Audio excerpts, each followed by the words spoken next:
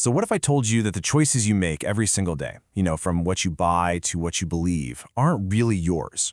What if you're actually just following these invisible scripts, these psychological frameworks that were designed to guide your behavior without you even noticing? Well, in this explainer, we're going to pull back the curtain on the hidden scripts that run our lives. That's a pretty intense quote from behavior expert Chase Hughes, and man, it really cuts right to the chase. The truth is, our brains are basically running on ancient hardware, and that makes them super vulnerable to modern psychological tricks that exploit that old built-in programming. And look, the stakes here they're incredibly high. This isn't just some abstract psychological theory. These are the actual mechanics of influence being used on all of us all the time, shaping our reality in ways we can't even imagine. So the big question is, how does this influence actually work? Well, we're about to get into it. We're going to uncover the art of influence, starting with a really powerful framework that others use to shape our choices. Okay, so it's called the PCP model. The easiest way to think about it is like a three-step cascade that happens inside our brains whenever we're being influenced, whether it's just a simple sales pitch or something way, way more extreme. The whole thing flows in a sequence. So first, someone shifts your perception of what's happening. And once they've done that, it lets them change the context, the social rules for what's okay and what's not. Then, once that context is changed, it basically grants permission for a whole new behavior to feel completely natural, even automatic. Now, here's the thing. The real skill, the absolute core of this whole model, is all in those first two steps.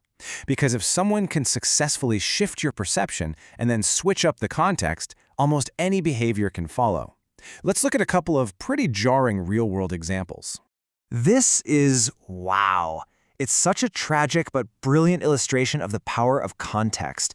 You've got a fire, a clear and immediate danger, but the diners were literally trapped by a social script that says, in a restaurant, you don't leave until you pay.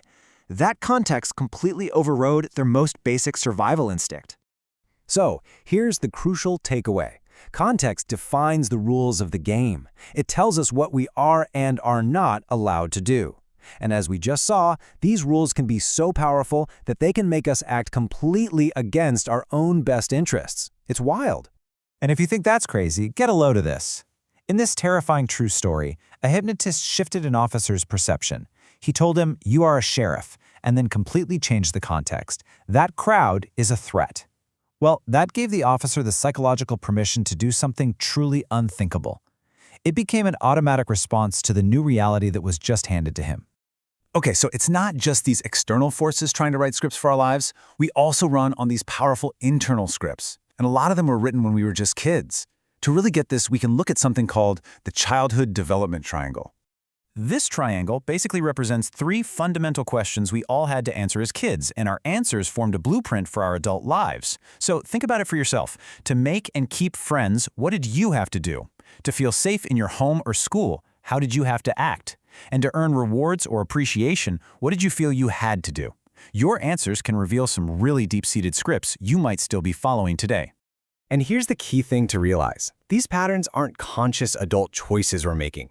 They're coping mechanisms. They're basically contracts we made with ourselves as little kids just to navigate our world. And like this image shows, we pretty much just stuffed them in a backpack and have been carrying them around ever since. So I want you to just take a second and think about it. Is there a childhood rule about being safe or having friends or getting praise that's still dictating how you act today, even if it doesn't really serve you anymore?